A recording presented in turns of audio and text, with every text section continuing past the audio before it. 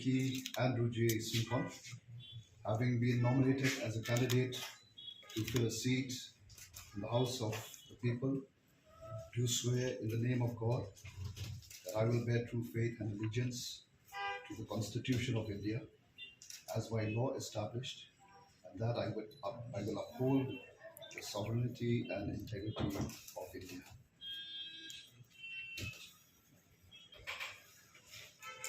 You can.